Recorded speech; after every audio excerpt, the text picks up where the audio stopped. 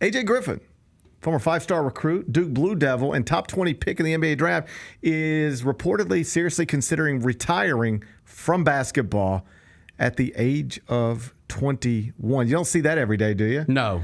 He would be walking away from millions of dollars and probably more money than he'll ever be able to make again. I don't want to say know him. I don't know him. But I did a story about him and his sister when they were either both in high school or maybe one of them was in college and one of them was in high school.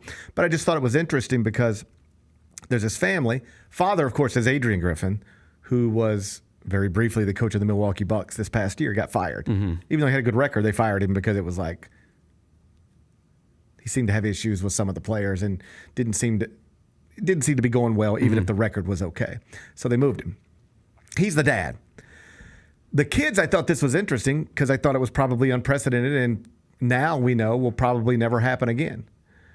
There was a brother and a sister, Adrian Griffin's kids, and the sister signed to go play for Gino Auriemma at UConn, and the brother signed to play for Mike Krzyzewski at Duke. So you had siblings playing for arguably, if not undeniably, the two greatest college basketball coaches on the men's and women's side in history at the same time. Mm-hmm. So I was like, all right, maybe there's a story there. So did that story. And while reporting that story and some of the comments afterward, it got really ugly. Like the family dynamic is not good between the mom and the dad, the former husband and wife. Mm-hmm. And the truth is, though AJ Griffin has always been talented, since he got to Duke, he's never been what he was supposed to be. He wasn't great in his 1 year at Duke, even though he was a 5-star recruit. He then slipped in the draft relative to where people thought he was going to be picked a year earlier. Then he gets to the NBA, and he had a couple of like little moments, but then kind of quickly settled into a situation where it's like, is this guy even going to be in the league in a few years? Mm-hmm. And now, even though he's still in the league and still under contract, seriously considering walking away. And he hasn't expanded on this at all, so it's probably silly to speculate. But when you are walking away from something that pays you millions of dollars at the age of 21 with no guarantee of what you're going to do next or how you're going to make a living going forward, there's got to be some real stuff going on with you to get to that place, right? I talked to some people about it last night. We were texting, and somebody who covers recruiting told me that they just never got the sense that he really loved basketball, that he was awesome at it because good genes. Yeah. And then he grew up in it. When I would talk to Adrian about AJ, he was like, I would get done with practice, and then he'd be waiting on me at the front door, wanting to go back to the gym. So I then take him back to the gym. But at some point, that seemed to go away. Like he didn't seem to love it anymore. This is other people's perception, not necessarily mine. I wasn't around it that closely, but other people who were like, at some point, the love of basketball just went away. And then he was just doing it because he was good at it, not doing it because he cared about it anymore. Similar thing happened to Rachel Heck in golf. Yeah, that's true. She was once considered like the next great thing. And she just seemingly lost her passion for it, or just decided she doesn't want to live that lifestyle as a professional golfer, at least not right now.